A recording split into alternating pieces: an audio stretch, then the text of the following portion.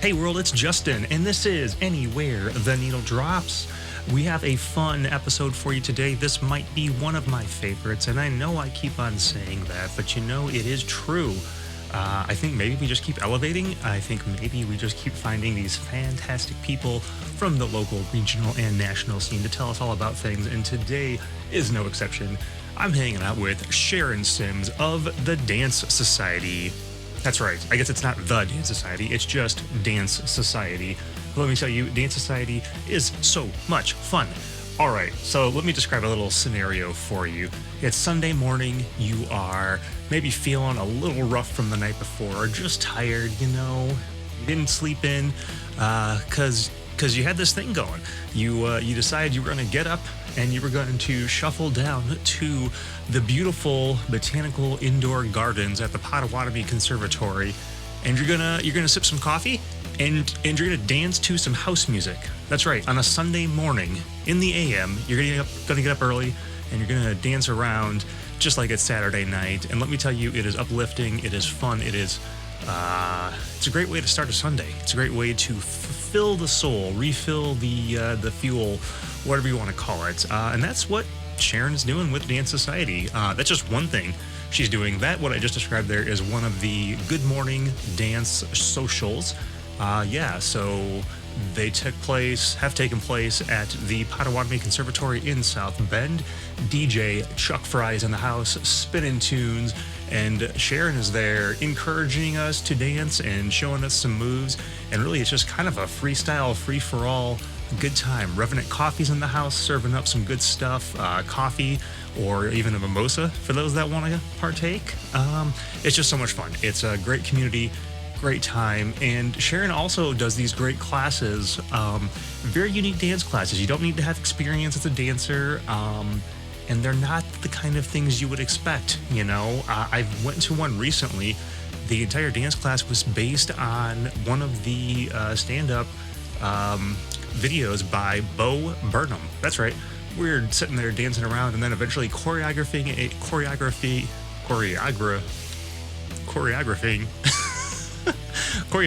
There we go. Choreographing a entire dance around one of the tracks from inside. A whole group. You walk in there not knowing anything, and by the end of it, you have a whole group dance you're doing.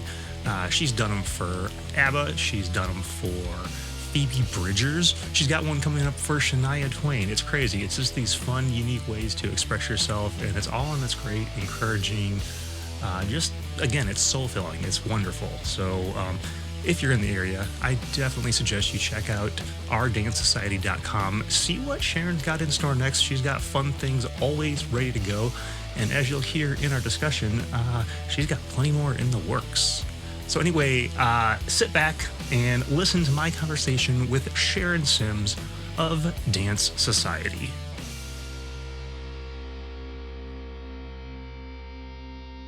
This is a former Radio Shack counter. Oh, nice. That we Radio rescued. Shack. Yeah. That, to me, like, Radio Shack is the epitome of, like, a lost childhood memory. That's just, like, in the abyss. It's like, really, why was I ever there? You know, like, what was it? Yeah. You know?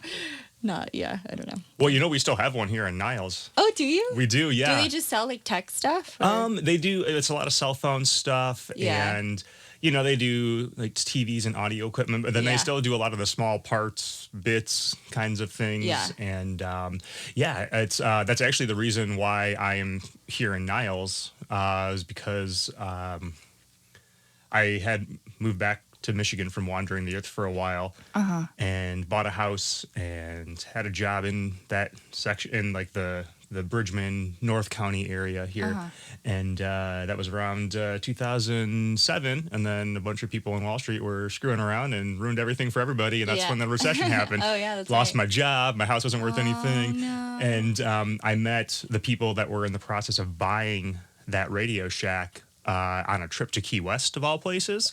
And they're like, and we became friends. And they're like, well, you need a job and we need people to work at our Radio Shack. And I had worked at a Radio Shack in high school. So like, come work for us. Yeah. And then I worked there for almost a decade and kind of fell in love with this area at Niles and been here ever since. Nice. So. It's funny how like random jobs or things can like carry you to like a whole different life, you know? Yeah. It's like you look back on the things that are like the bridges and Yeah. it's like, oh, yeah, that is actually, it will seem like a very small thing, but it actually led me to like a whole different life, essentially. Yeah, you know? definitely. Yeah. Yeah, I think about those sorts of things often, I feel. But Do you have any like ones that stand out as far as I think for me, it's always like relational. mm, Like, oh, I met this person and that person introduced me to this thing or like assisted me in this way or taught me this lesson, which completely changed the trajectory of like who I am, you know? sure, yeah. But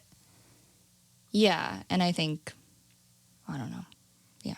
Yeah. I think that Radio Shack one is actually more of a sub to the biggest one for me, which was taking a class at the community college up in Dowagiac. Yeah. And that was literally because I graduated high school and all my friends had moved away and I'd already gotten my associate's degree. And then I stopped college at that point because I didn't know what I wanted to do with myself. Yeah. But I was bored. And so I took this, it was like a phys ed class, but rock climbing was, it's like your standard phys ed 101 class, but they had this rock climbing aspect to it where at the end of the semester you had to go on this rock climbing trip. Yeah. And so, I basically audited the class so I go on this rock climbing trip. And the guy that ran that whole program I became really good friends with and then helped him with the program at the college for a number of years. And that was why I was in Key West. That's what led me to this area and made a lot of friends and whatnot through that. And I mean, I kind of have all of the things in my life because of taking that one, community college course. I know, right? It's crazy. Yeah. Yeah. It reminds me of like the title of your podcast, Anywhere the Needle Drops. Isn't that what it's called? That's, yep. Yeah. It's kind of like, well, now I'm here, and so where am I going next? Exactly. Yeah. Well, I stole that from Natalie Merchant. She was the 90s artist, lead singer of 10,000 Maniacs, and then she still does solo stuff now. Her album last year was one of my favorite albums of the year. Oh, cool. But she had done this one album, and I heard her on an NPR interview talking about it, and she had this, like, they weren't cover songs, but they were like, I think they were all story type songs. There was almost like a lullaby kind of aspect to it. And she was talking about how even though these songs were all different, she was looking for a unified vibe through it all. Yeah. And she said something along the lines of, wherever you drop the needle, you get this feeling. Yeah. And I'm like, that's it right there. Yeah. Yeah. So now my dream is to get her on this show. Oh, yeah? And I can be like, you. Keep at it. Yeah. The word of the year is tenacity. That's right. That's right. It's the word. I think that's the word of. I mean, I know I'm older than you, but like I feel like that's the word of our generations, really. Yeah. Right. You know? Yeah. I mean, we've between recessions and pandemics and just kind of the state of the world, all the safe roads that we were kind of put forward on kind of didn't work out, and we're all kind of doing our own thing.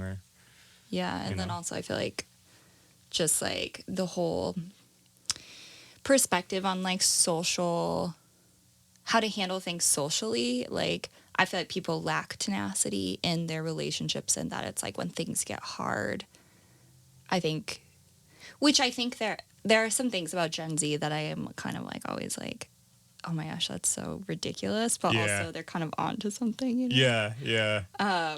Like I always laugh at people that are like, let's go no contact. And I'm like, that's so dramatic. Yeah. Like just, be normal and just, let the relationship slowly fall apart. Don't be like, okay, now we're like, don't contact me, don't talk to me on social media. It's just so funny, this like no contact thing. I'm like, it just reminds me of like a restraining order. It does, yeah.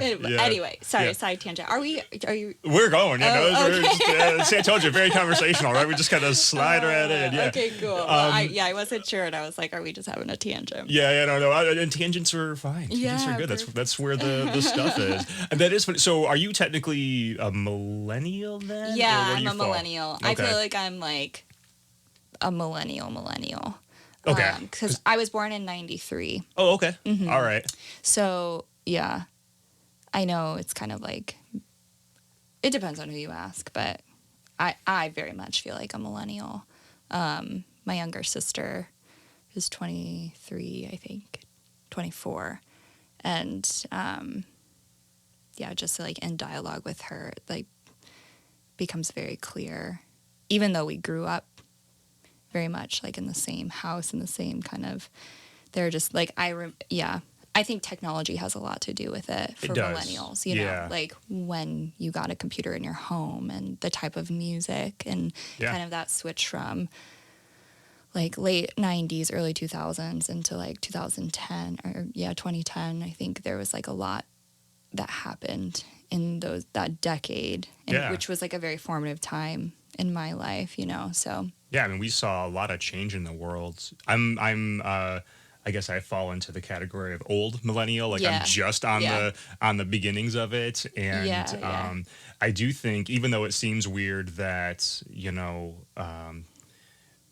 it seems like a wide spectrum, there is a universal experience we've all had, because, like you said, it's all about the technology. Where Gen Z, it's kind of all been always here for them. Mm-hmm. For you and me, there was definitely a moment of like, and maybe for me it was earlier, but there was still a moment of like, oh, this thing. And then we watched it turn from, having this really slow dial-up computer to all the progression, and then watching the music industry transitioning from CDs to digital to wherever we are now, you know? Right, yeah. And it's what's fascinating to me, too, is like what was happening in the world and then what was happening in your own personal home economically.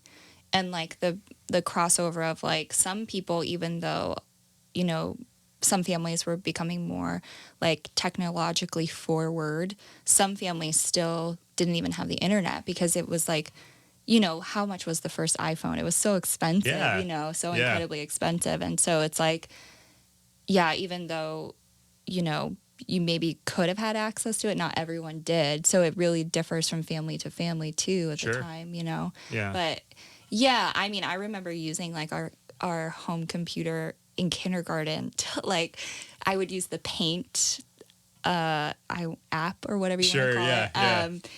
To like paint pictures for the Backstreet Boys, and then hopes to like print them off and send them to the Backstreet Boys. And my mom would be like, "Yeah, we'll send them." And I'm like, "Mom, you were so supportive. You knew they would never see them."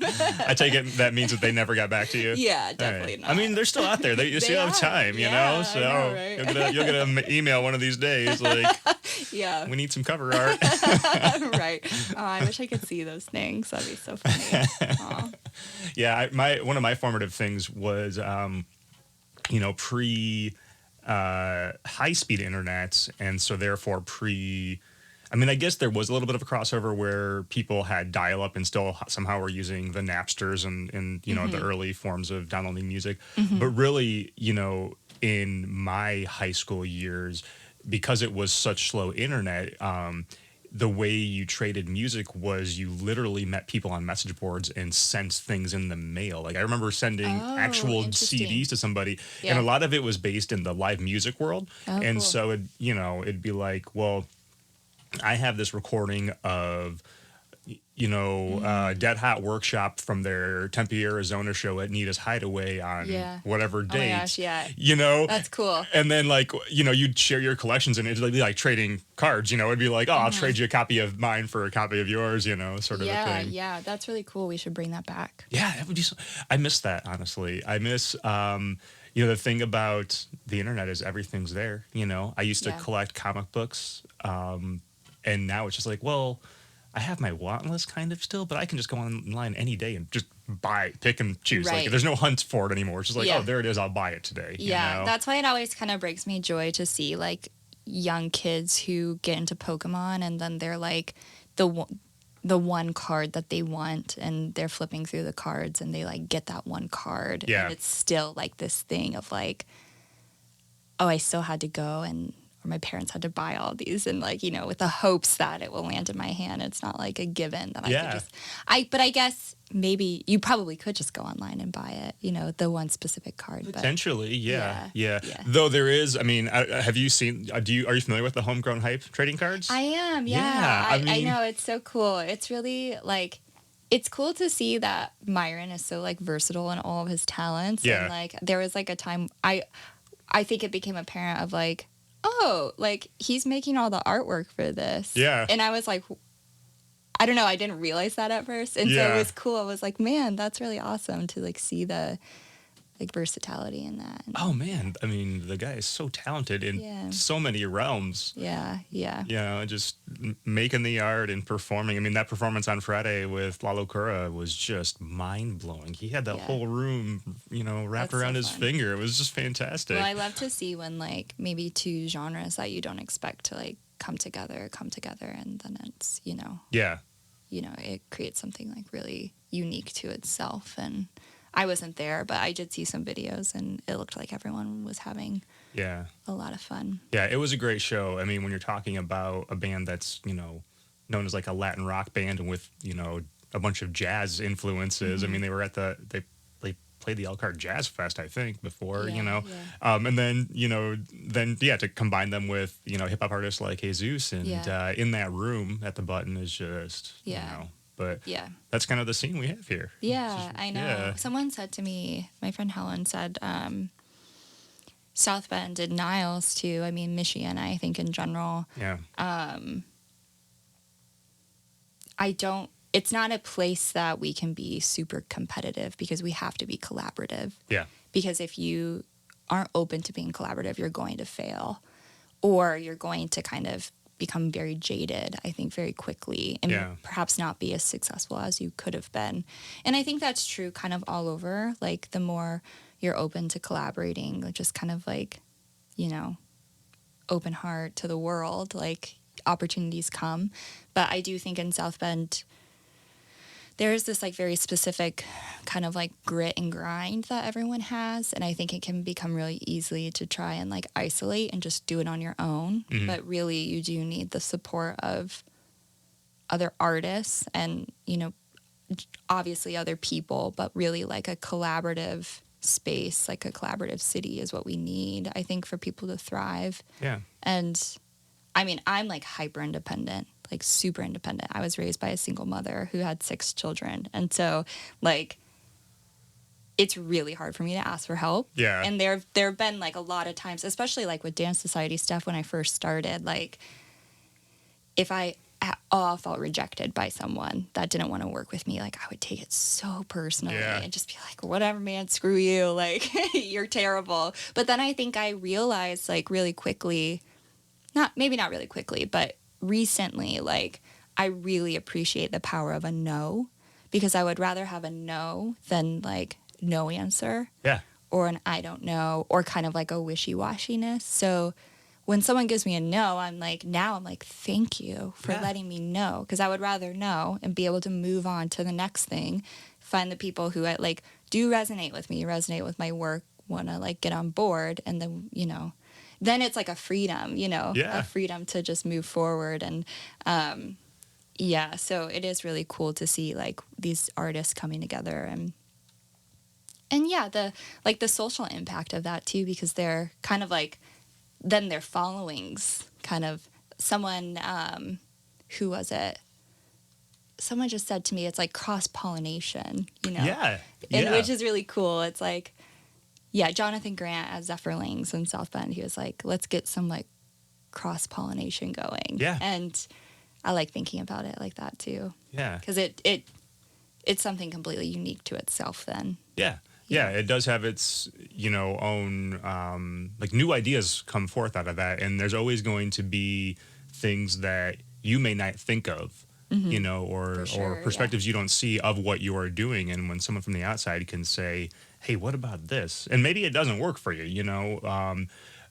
You know, I've written things and had people read them and give me feedback. And, you know, I've been like, I don't like that idea. I'm not going to take your feedback. But other times I've been like, no, you just helped me make this better than it was, you know? So. Yeah, and sometimes you originally are like, I don't like that idea. And then, you know, a couple months or, you know, however long later, you look back and you're like, oh, they were right. And it takes like humility, you know? Like it really takes humility. But I think that's okay, because it's like, you can't expect to know everything right away. And sometimes I think it all depends on the position of someone's heart too, of like when the feedback is given or whatever. But to say that like they could be right, but maybe they could have said it differently, or Sure. presented it differently. But I mean, I don't think that we're not raised with that mindset. We are raised with such a competitive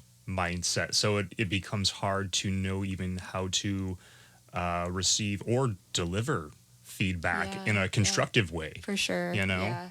Yeah. I mean, and I think that's one of the things, especially in the dance world, like growing up as a dancer and dancing like semi-professionally in my 20s, like criticism. I don't know. I think like I'm just an echo chamber sometimes, but something else someone said to me was like, a dancer will throw another dancer under the bus for $2,000 because it's such like a scarcity model. Yeah. And so, but at the same time, when you are in a really supportive dance community, you really learn how to receive like feedback. And, but I do think it's, especially depending on the type of parent you had. Yeah. 'Cause like for me,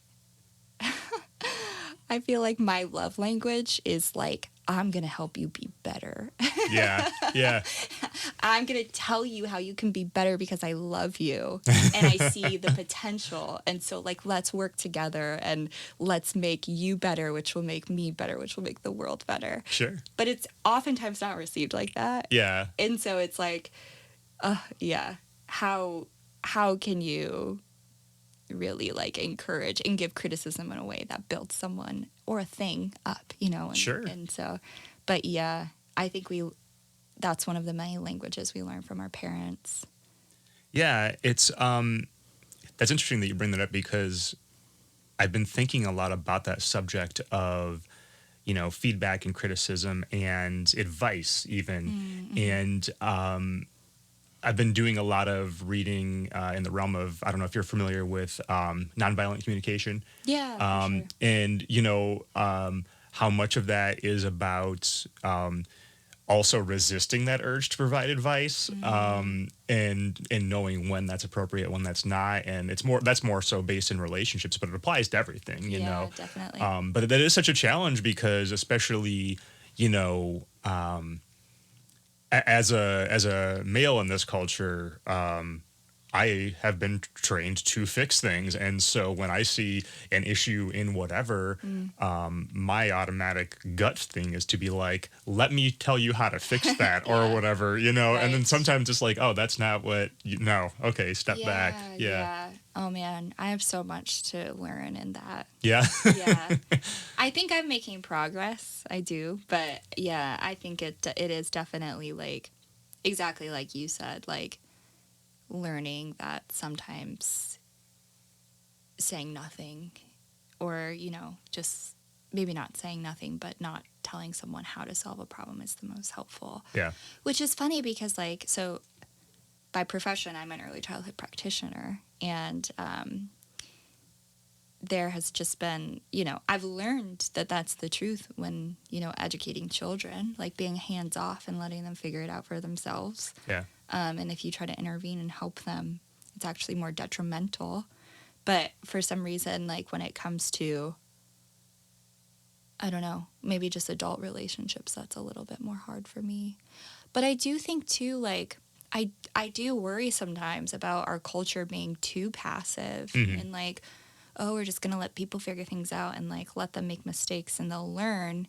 Because I'm like, there have been so many people in my life that if they weren't like, hey, you like do it like this, like, Yeah.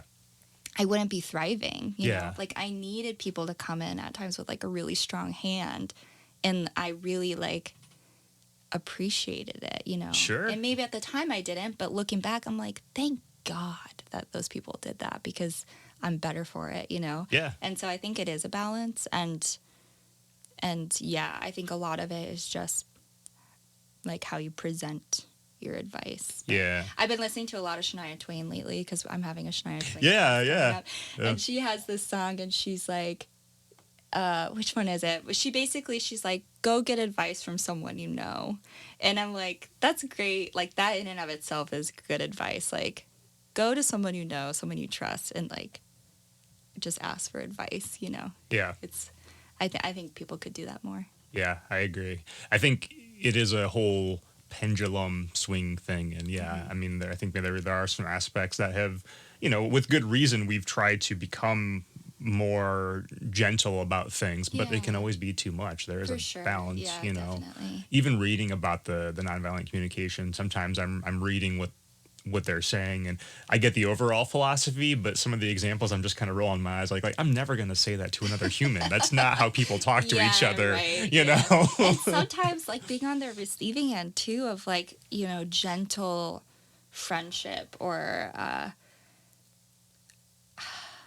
I don't know how to say this, but it's like if I'm telling you something and I'm like, man, like this is really frustrating to me or like this really hurts me and I'm like just pissed off or whatever. Yeah. And someone's just like, I understand. I'm like, that's all you have for me? Yeah. Yeah. That's all you want to say to me right now is you understand.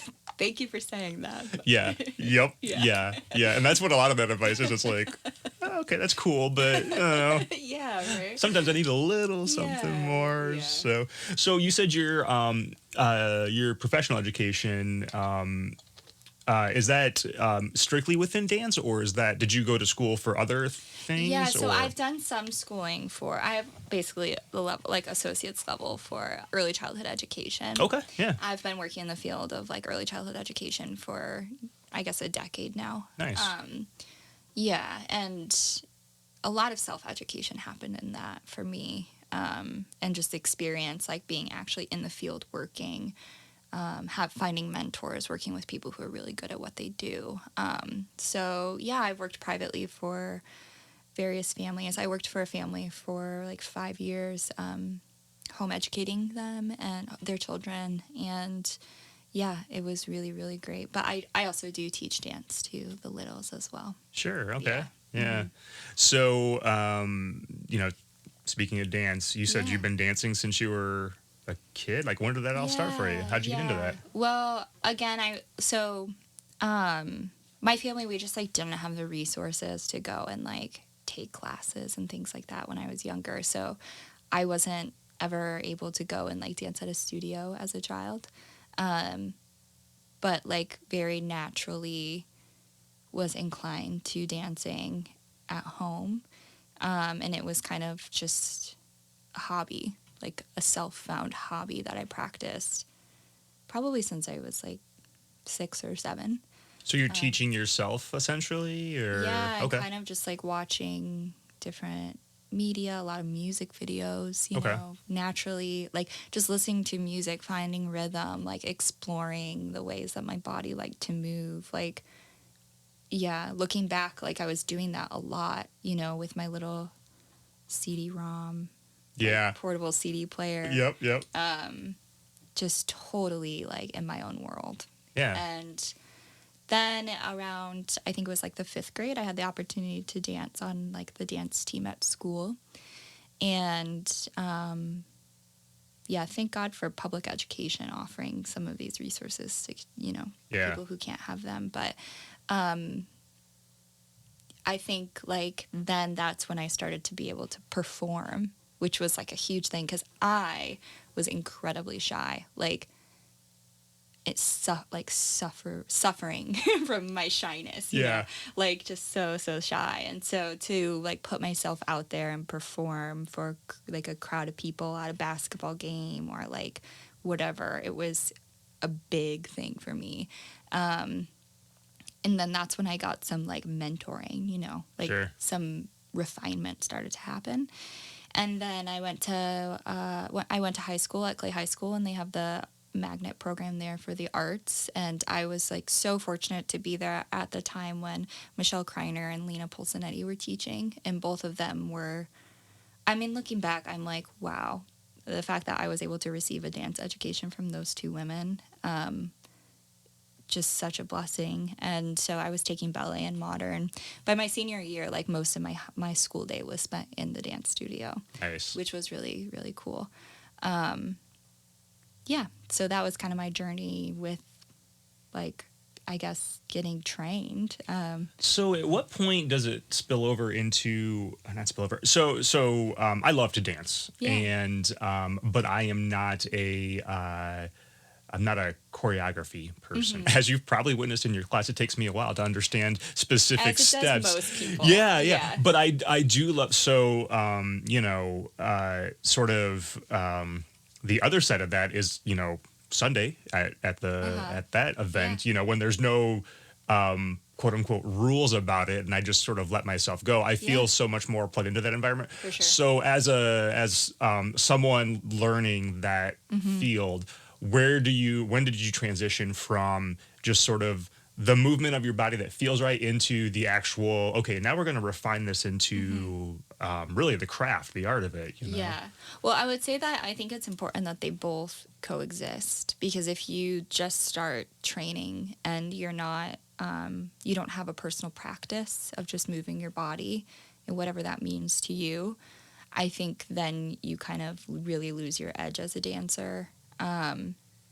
And that happened to me. I think once I started dancing for Fisher Dance in like 2015, 2016 in South Bend, I kind of was like, I'm a modern dancer now. Like, and I'm in this modern dance company. And I think that although there were a lot of things that were very beneficial from like really refining that skill, I also really started to limit myself and started to kind of put myself in a box, I think. And Sure. It wasn't until I started really like exploring different pathways with the Dance Society that I'm like finding these new pathways in my body again. But I do think that like choreography and dance making is very separate from like dance technique, and it is also very separate from just like natural movement. It's kind of these like overlapping things that maybe in the center is like, what would it be, like a dance work? Yeah. You know what I mean? Yeah. Like an evening length dance work perhaps. But I struggle. Like I would, I listen to music and I can like find these like really fun, interesting pathways, and then I'm like, okay, it's time to choreograph, and then they're like, whoop, out of my brain. Yeah. Yeah. And so it takes I've gotten a lot quicker, but it used to take me hours to choreograph like a minute of music. Yeah. And now I think most professional dancers would say it should take 1 hour to 1 minute of like choreography. That's like the ratio that I've heard. But so I think I am definitely getting quicker with it and like finding movement that feels more natural. But yeah, does that answer the question? Well, it does, because it's like writing. I mean, it is writing, really. I can remember, one of my early attempts at writing a movie, and in trying to explain this to a friend, where I was like, I can see this, and not see it in like the visual way, but I can see the story and the feeling of this movie, but I can't figure out how to put it down on paper and translate it in a way that translate it into the steps that can tell that story. Yeah. And it feels like kind of the same thing. It's the merger of the emotion and the rule set. Just like any other art, you've got to kind of learn the rule set, and then the feelings may or may not fit in there. It's like you have to have the vision, but you also have to have the skill. Yeah. Yeah. And there are a lot of artists that have the vision. They have like such a creative mind, but they can't translate it into the tangible. It's like, it's in their head, it's in their heart, but they can't actualize it. And I can totally relate to that. And I think it just takes practice. It takes having a mentor. It takes like being friendly with feedback, Sure. all of those things. And I would say there's like people who are naturally gifted, at something, but I think that even those people have to like be refined. And, sure. Yeah. But So you're able to dance through high school, and then you enter into a dance group from there. So what was that part of your life like? So I graduated my senior year. I had auditioned for multiple schools, and I didn't get into any of the dance programs that I wanted to, which makes sense because I only had 4 years of technical training, and I was like up against women who had, a lifetime of technical training, which was really hard at the time. But also I think I was just able to kind of accept it and just be like, okay, this isn't my path. So like, what's next? And so I went to a very small town, or a very small school in Marion, Indiana, called Indiana Wesleyan University. Nice. And I was just there for 3 semesters, and I hated it. And so then I just came back home, and then I, through that, through the time as I was at Indiana Wesleyan, I wasn't dancing at all. And this is kind of a side note, but when I look back at the periods in my life when I'm not dancing, that's when I'm like the saddest. Yeah. Suffering. Yeah. Yeah. We are made to create, for sure. Yeah, and if dance is your art form, then, Yeah, and so I came back home through some so Hannah Fisher at the time had just started a company in South Bend. She was like, I think it had been around for maybe a year or 2 before I had joined, and then it was like this whole universe opened up to me. I was like, oh, I don't have to go to this, like, I don't have to go through this like university program to be able to do what I want to do. And then, so then Fisher Dance became like basically like a second job in my life, but It also brought in just so much community. And like, I mean, talk about identity formation. It was like my identity was formed through that dance company as an adult. And then Hannah moved, and we became New Industry Dance. And there were like 2 solid years of just like dance making, like back to back to back. So we meaning the company minus Hannah? Yeah. Okay, so you were trying to keep it all together. Yeah, so Hannah moved, and basically she took Fisher Dance with her, but we kept kind of we kept the ownership of, the logistics stuff that's happening in South Bend. And so we just renamed and became New Industry. And and that was like right up until the pandemic. And then we weren't really able to function in the way that we were functioning before. Yeah. And we were all, I think we were all pouring like so much of our lives into the company. We were all so fit. Yeah. We were like so strong, and we were getting stronger. I bet, mentally and physically, right? Yeah, you're doing it all. Yeah. It was so nice. It was so good. But also it took up so much time. So much time. And so the pandemic happened, and then life happened, and people started getting married and having babies. And so and at that time I was like really, really desiring like full creative control over something. Sure. Because the company is very collaborative, but I wasn't the director, Yeah. And also, again, it was like modern dance, which didn't feel fully like my creative brain. I was always kind of trying to fit like the circle and the square, trying to make it work. I love it, but it's not like fully me. And so I was like, I had this vision kind of just like dance in the form of like, just like social. It's like people are there and you're meeting people, and it's very like joyful, and it's not so stoic. It's and it's dramatic, and it's like almost like like a photograph, like a Slim Aaron's photo. What I mean? Like, and it's romantic, and it's all of these things which, like, in hindsight, I'm like, that's what was happening in my brain when I was 6 years old. Like, I was creating these, like, worlds of, like, that I wanted to be in that were, like, just so fun and romantic, and I had friends, and it was joyful. And so then I was like, okay, like, I'm just going to start teaching classes. And I did, and, like, for a while, it was, like, 2 people would come. You know, 2 or 3 people. And I taught hoop dance for a while, like with a hula hoop. Oh, okay. All right. So it wasn't my first rodeo with like starting a class. And so I had like gone through the experience of that before, of like watching, it build from like 2 people to however many people. And And so I was really comfortable with that kind of like outcome at the beginning, and it was like what I expected. But every time I would have a class, I would be like, it's like a kid at a birthday party. Like, who's gonna come? Yeah. Who's gonna come to my party? I'm so scared, you know. But yeah, and now it's just become this whole thing, and Yeah. I'm like so grateful. I can't remember how I first came across it. It must have been through Chuck Fry, because I've known he and I have known of each other for years, and then at some point actually started having conversations in more recent years, maybe even right around the pandemic time. And Yeah. and I think maybe I just saw him post one of your events, and I was just like, this exists. I'm going to go to the Potawatomi Conservatory on a Sunday morning and just dance around to house music. Like, this is amazing. I can't wait to do this. And I was telling people about it, and they're like, wait, what?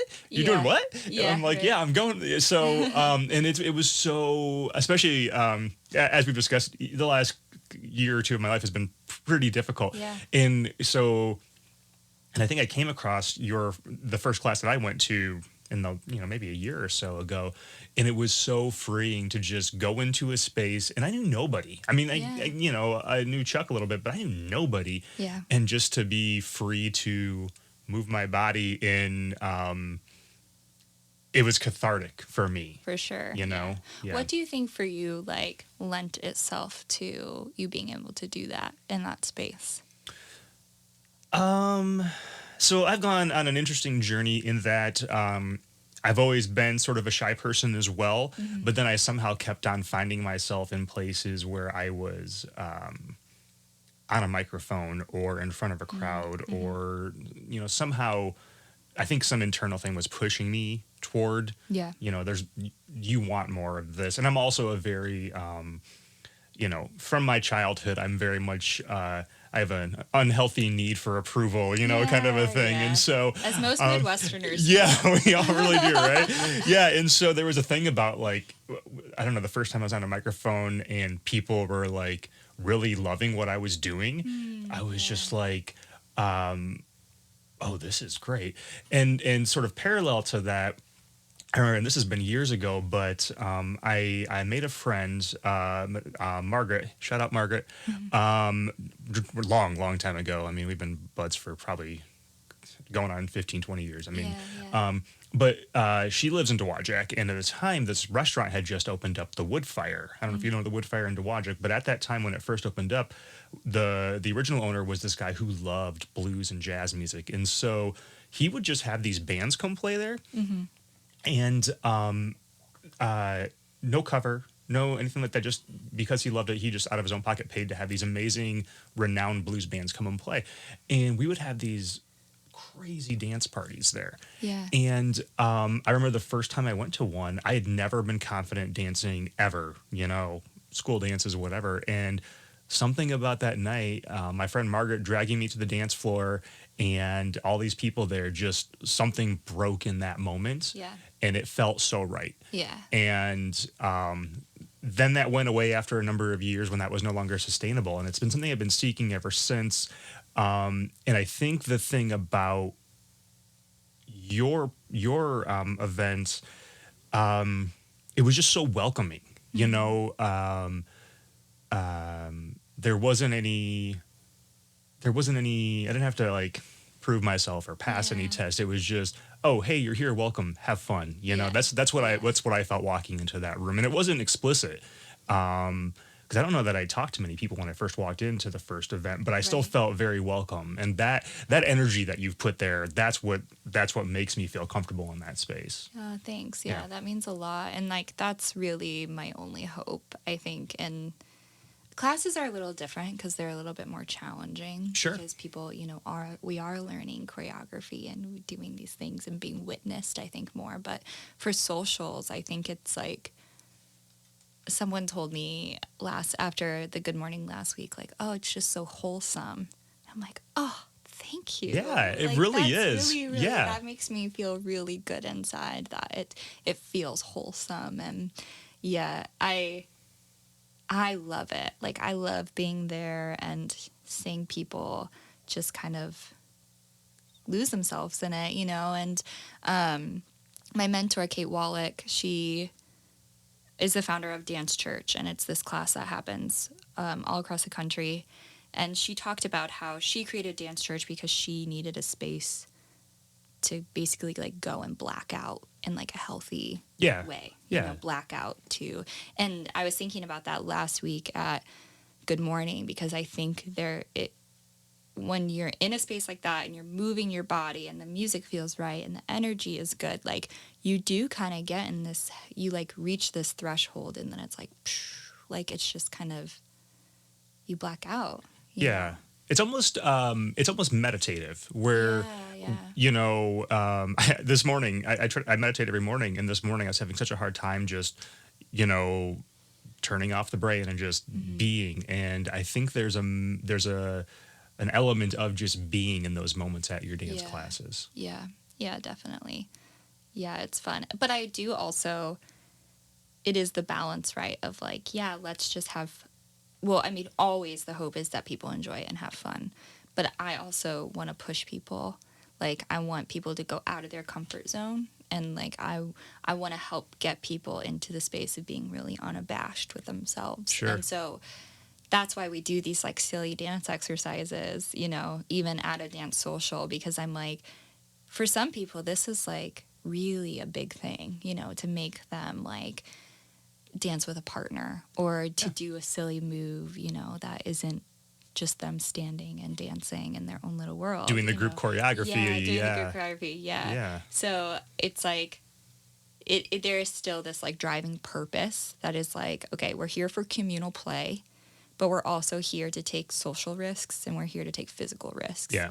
And you can choose to participate however you want, but participation is required, like, which just means, I think that especially applies to classes. Socials, it depends on the social. Like, Good Morning is like our most chill social, where you can literally just come and like vibe and sit in a chair and sip on coffee, which is so nice. But like more like other socials are a bit more heavy-handed on like the group participation, I think. And so it's like, I love saying like your participation is required if you want to get something out of it. Sure.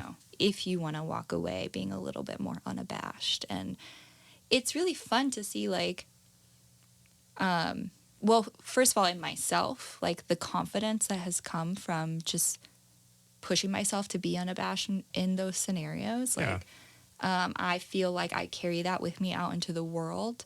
And like, I do think in South Bend and like Michiana, I used to think that people were like mean, but then I think I realized that they're just really shy and maybe like not very confident, And so I think like carrying that confidence out into our community is important. And like, it actually kind of lends itself to like connection and being softer. And even if you think about just walking down the sidewalk and passing somebody, I think 9 times out of 10 we're all like, stare at the ground, stare at the ground, stare at the ground. And I often try to challenge myself to like make eye contact and nod or say hello.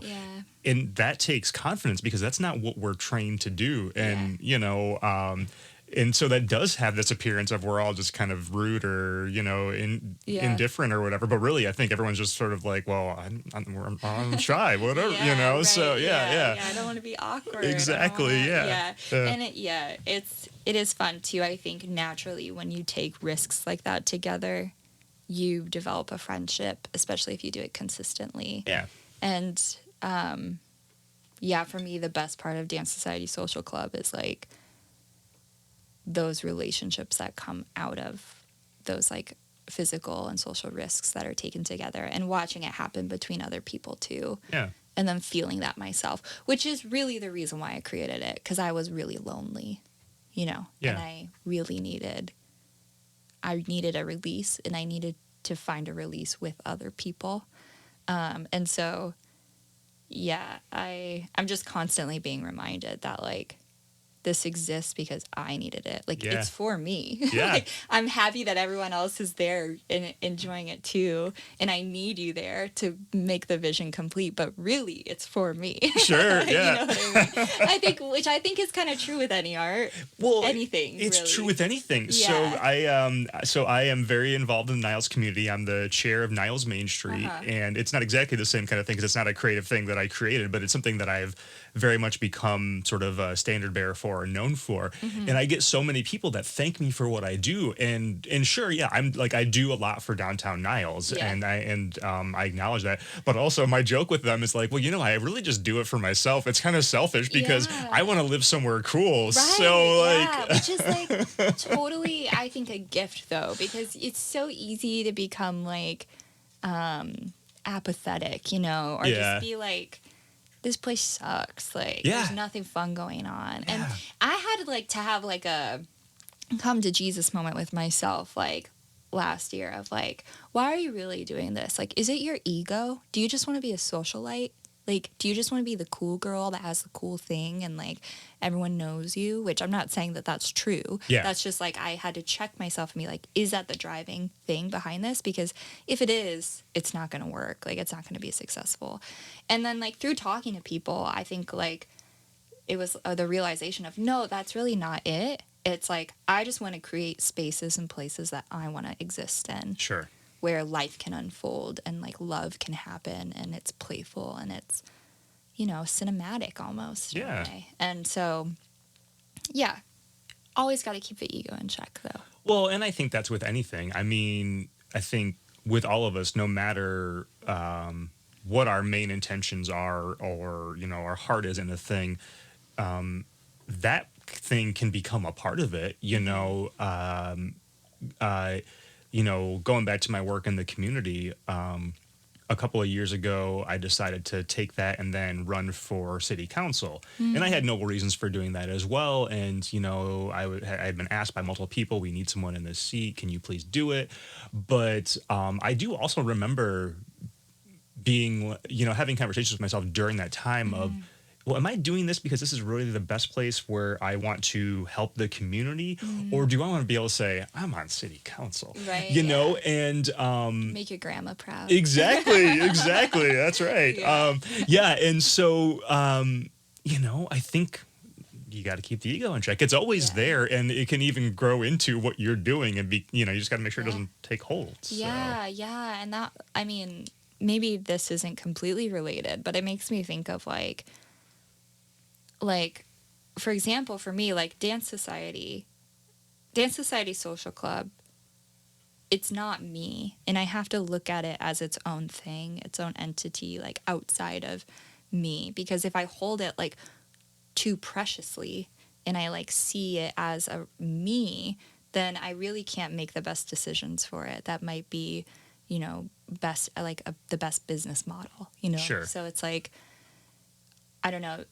I don't think this is true for any art form, but I think especially when something becomes like a business that is creating revenue and, like it becomes much bigger than yourself. And I can't wait for the day when like the social for Dance Society has more followers than my personal. Yeah. I'm like, yes, like that's the goal. Like just let it fly on its own. Yeah. Like, let it become and like, becoming scalable that it could like, happen in different parts of the country. That would be say so cool. Niles, Michigan, for Niles, instance, to start. Ocean, small steps, yeah.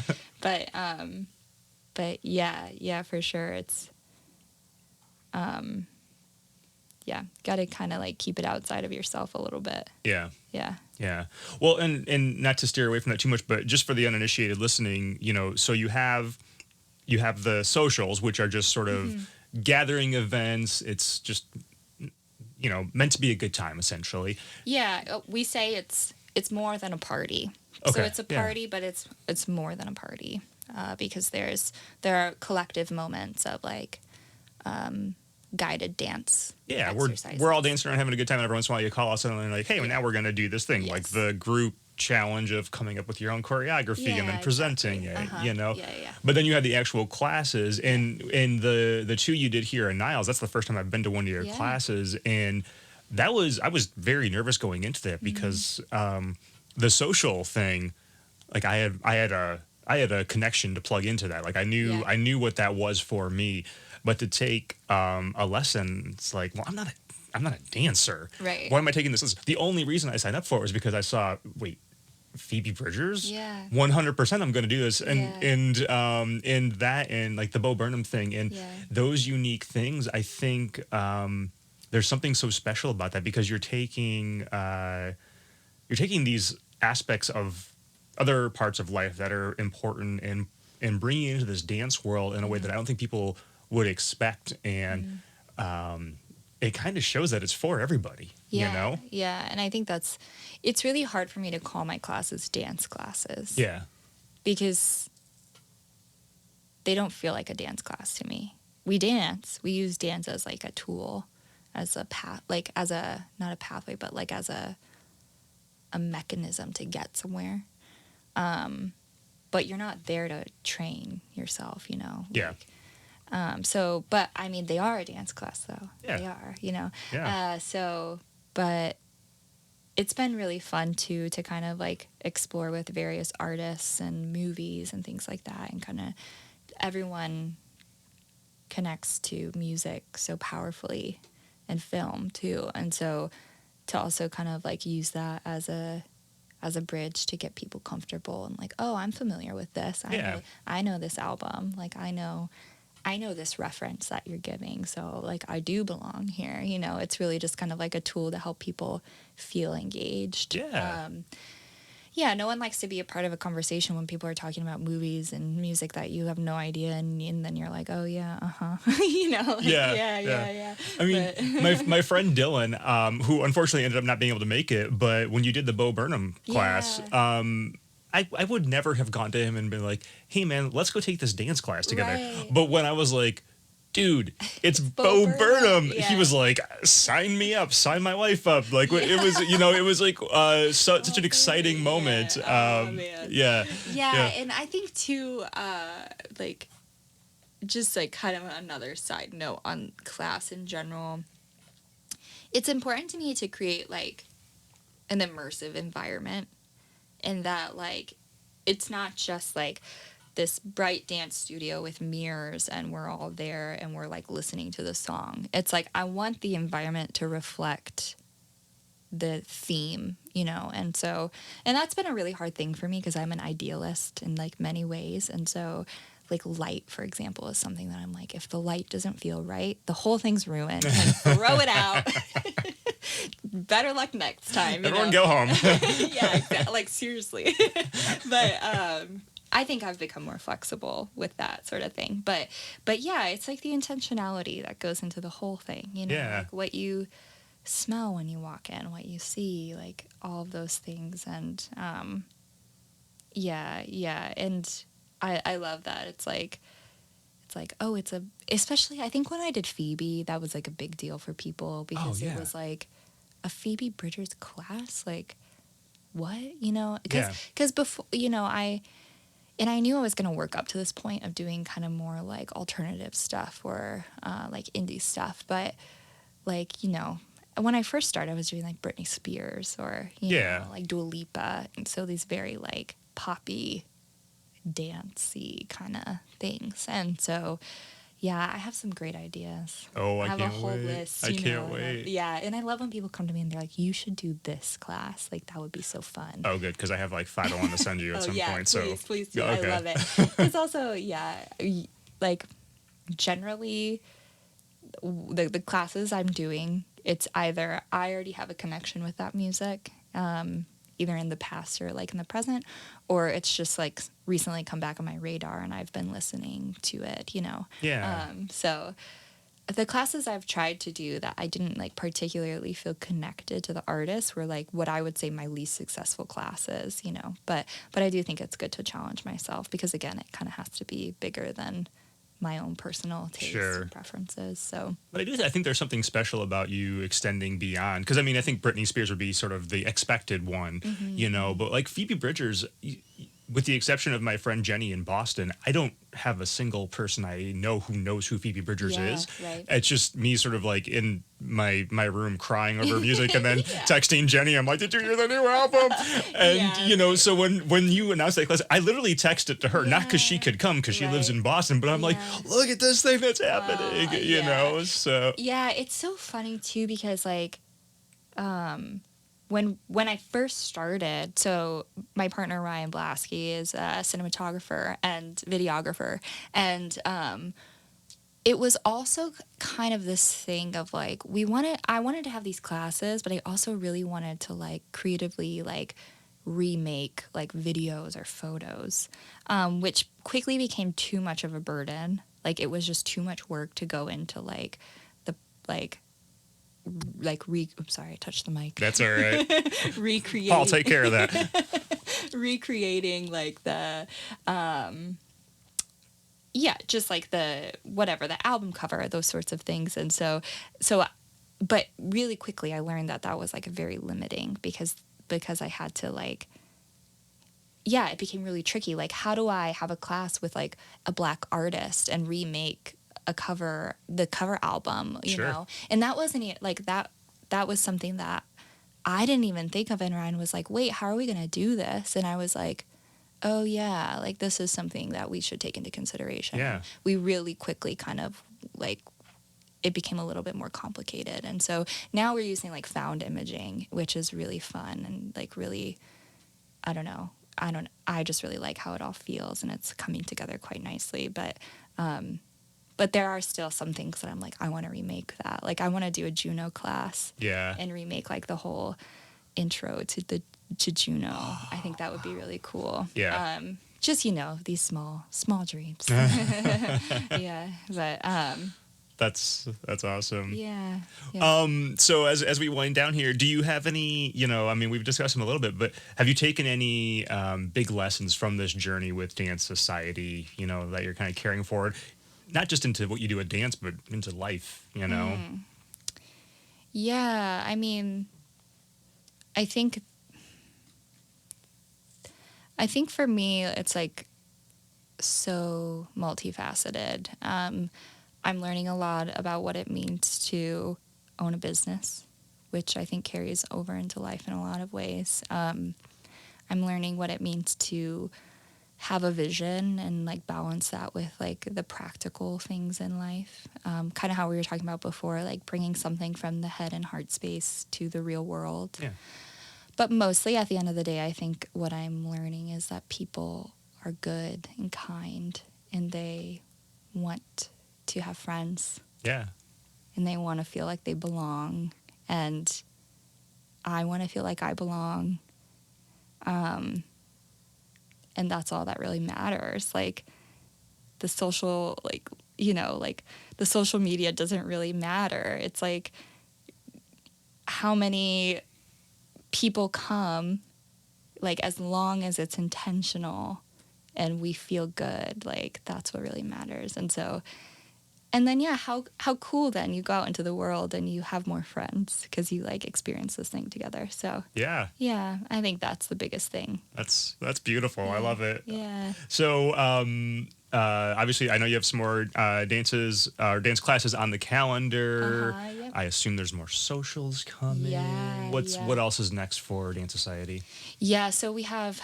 Obviously, classes are coming like consistently, 2 to 3 classes every month.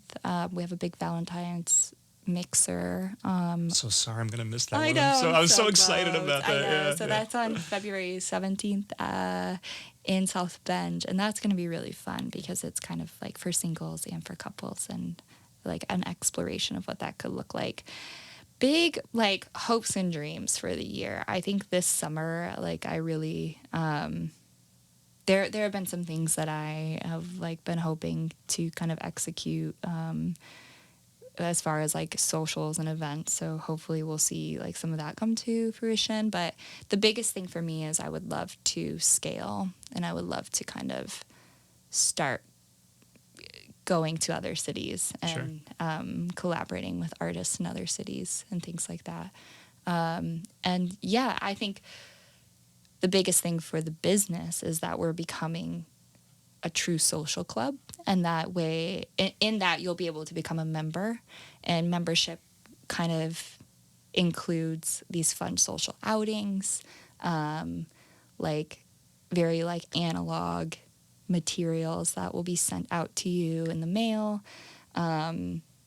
You'll get like a cool little club card. Nice. Yeah, so I'm really excited about that. Well, I can't wait for that. Sign me up. Yeah, I'm in. I know. And like I'm just so excited for all of like the like OG followers to like, you know, to be kind of a part of that. But yeah, and then like I'm always looking to try and like explore partnerships. And there are some business like companies that I'm like, ooh, like if we could have like a partnership with them for, you know, Good Morning, for example. There's this company called Vacation that I'm obsessed with, and they sell like suntan lotion. And I'm like, how cool would it be if we had a partnership with them? You know, things like that feel far-fetched, but really they're not. Like they could totally come to life. So yeah. I love it. Yeah, thanks for asking. Yeah. And we'll put links to all that in the show notes, to the website, to the socials. Yeah, So, everyone follow Dance Society and see what's coming. Yeah. So, Sharon, thank you so much for coming on. Thanks, Justin. Yeah.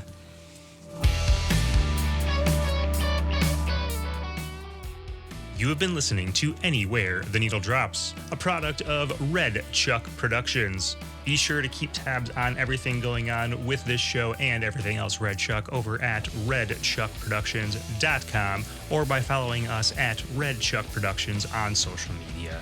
Special thanks to Hero Jr. for our theme music. You can check them out, listen to their songs, and see where they're going to be over at herojrmusic.com. That's herojrmusic.com. Also, special thanks to Paul Clemson, our sound engineer and producer. And while you're at it, make sure you visit the websites and band camps and shows of all of our guests. If you want local music, if you want independent music, or any kind of art, you've got to support them. So give musicians and artists your money. We will see you at the next episode. Until then, here's to life.